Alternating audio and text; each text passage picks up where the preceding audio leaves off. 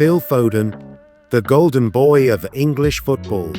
Pep Guardiola didn't just praise him, he elevated him, calling him the most talented player he'd ever coached.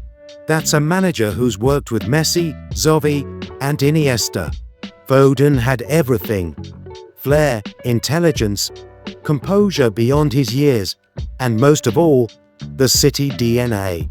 He was the shining light of their academy, breaking through into a world-class squad not because of potential, but because of performance. When Pep rotated him in, he didn't just fill in, he made things happen. By the time he was 21, he was seen as the natural successor to two of the greatest midfielders City had ever seen, David Silva and Kevin De Bruyne. Between 2019 and 2021, Foden wasn't just a squad option anymore. He was forcing his way into the starting 11 of the best teams in the world. He was decisive in big games, a goal against Liverpool, assists in key title run-ins, Champions League knockout performances. In the 2020-21 season, he was arguably City's best attacker during the Champions League campaign, especially in the quarters and semis. 16 goals, multiple trophies, and a place in the PFA Team of the Year, all before turning 22. At that point, it felt like Foden had arrived, that this was the beginning of a new era, one where he would dominate the midfield, dictate play, and become the heartbeat of both club and country. But then, something changed. Last season, Foden's rise hasn't continued, it stalled. It was poor by his standards. He struggled to nail down a position. When City needed structure and control, Pep needed someone. Grealish wasn't really seen as a viable option. Gundogan had aged. KDB was on the treatment table.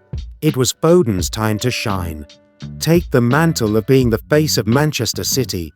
Instead, Pep had to look elsewhere. Marmoush came in mid-season to provide some stability. Cherki signed from Lyon, Reinders from Milan, all showing signs that Foden isn't trusted. He is a luxury option, someone who could still dazzle in flashes, but no longer someone to build a system around. And then there's the elephant in the room: England. For a player of his technical quality, his international performances have been shockingly forgettable. Whether it was Gareth Southgate's system or Foden's inability to adapt, it's clear he hasn't delivered. At Euro 2024, fans waited and waited, but the spark never came. He didn't create chances, didn't carry the ball with intent, and rarely found himself in threatening positions. Just another talented name in a disjointed attack. No leadership, no magic, no defining moments. At this point, the argument that he's being played out of position only goes so far. Great players find a way, especially great midfielders. And the truth is, Foden hasn't imposed himself on the international stage at all. Part of the problem? The bar is sky high. De Bruyne isn't just good, he's arguably the best Premier League midfielder of the last decade.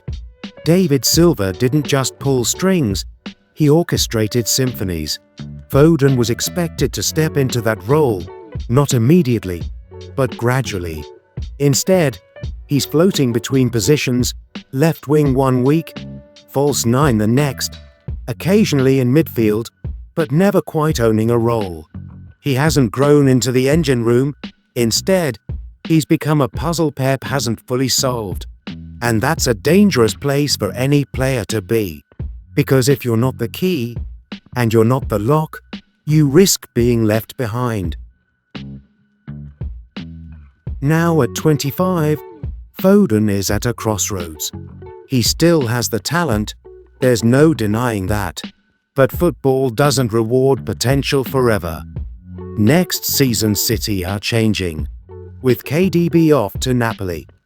This should be Foden's moment to become the main man, to step up, control games, and lead from the front. Right now Foden is someone who had everything but has never really delivered.